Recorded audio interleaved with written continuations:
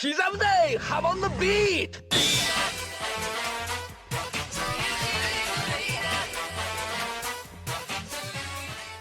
The Steel Ball Run anime has just received a major update with its new panel hosted at Anime Expo on July 3rd. Here we got a new trailer giving us a ton of new information on the anime's continuation, as well as new cast reveals and finally the release date of Part 7's second stage and the return of JoJo Fridays. A panel was hosted at Anime Expo in Los Angeles featuring the anime's composer Yugo Kanno and the English voice actors for Johnny and Gyro. Here we received the newest Steel Ball Run trailer, so let's start by going over it. As expected, the trailer shows us many of the events that occur in the second stage of the race. We see the aftermath of the first stage and when Johnny and Gyro officially team up to tackle the rest of the race. We also see the mystery unfolding of the dead racers and the introduction of Mountain Tim. We move on to see some of the enemies that will be appearing, including the Boom Boom family, Oye Como Va, Mrs. Robinson, and Fritz von Stroheim. The second stage of the race goes up to the Wired fight, so we finally get a look at Funny Valentine here, who I was delighted to see is sporting his early manga design, and we get the first hints of the map to the pieces of the Saint's corpse. The trailer ends by revealing 11 episodes covering the second and third stage of the race will begin releasing weekly on Friday, September 25th. Now let's get right into analyzing what we know so far. I am ecstatic to hear that we won't be getting just the second stage here. I suspected before that we could see later stages grouped together into seasons since they're shorter, but with this being marketed as the second stage, I thought we might just be getting that. Thankfully I'm wrong though, and some of the suspicions of fans with Diego and Hot Pants on the poster are confirmed. So since we can expect this to go into the third stage, that means this chunk of episodes won't be ending with the Tusk arc, but rather we'll be getting at least the Scary Monsters arc as well. Alongside the trailer, we've also gotten some new voice actor reveals. Mountain Tim is voiced by Tomoaki Maeno. He previously voiced Squallow in the Part 5 anime, and is well known for his roles in Death Parade, Dr. Stone, and more. Surprisingly, we've also gotten a voice actor and character design reveal for Hot Pants. She'll be voiced by Yoko Hikasa, who has many roles including K-On! And Danganronpa. We of course saw Hot Pants make a small cameo on the poster, and we know that she makes her debut at the end of the third stage. But I'm surprised we're seeing her so prominently here when she isn't really relevant until the fourth stage. This makes me believe we'll be getting some additional scenes featuring her with the other racers. I'm very glad about this possibility since one of my main complaints with the first episode is the lack of cameos from the other prominent racers, and that instead everyone in the background was just generic. It even would have made sense to see Hot Pants in the first stage. Despite her not being introduced physically, Hot Pants appeared on the race's scoreboard, and got 6th place in the first stage right behind Johnny.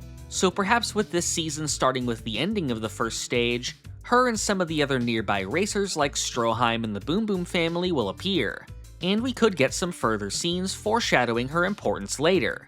Finally, we've learned that Funny Valentine is voiced by the incredible Tomokazu Sugita, the voice of the young Joseph Joestar, as well as a long list of roles, including Gintoki, Kyon, and Katakuri. Based on the clip of him in the trailer, I think he fits very well, and I'm excited to see how he handles both the serious and more humorous parts of Valentine's character. The announcement of the second and third stages coming together is a big relief, since I've been pretty worried about how the release schedule for Part 7 will be handled. As someone who has been an avid JoJo fan ever since before the Part 3 anime began, I greatly enjoyed the experience of JoJo's weekly release. For Parts 3, 4, and 5, each episode could feel like an event and be better appreciated as a standalone thing, and it further built anticipation for episodes later on. With Part 6's release, we got a triple batch format, with all the episodes of a batch releasing at once, followed by a long wait for the next one. Here we have somewhat of a compromise between the two. We have episodes airing weekly, but which air as a core, followed by a break until the next one begins.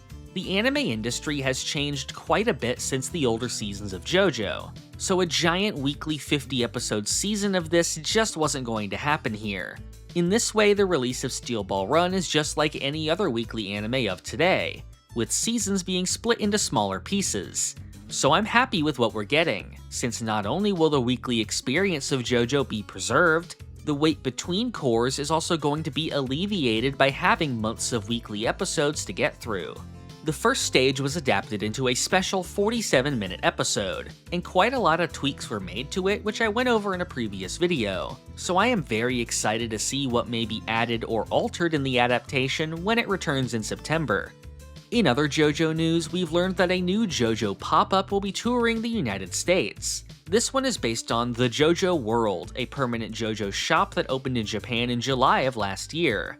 Much like the store, this pop-up tour will feature merchandise, photo spots, and themed attractions.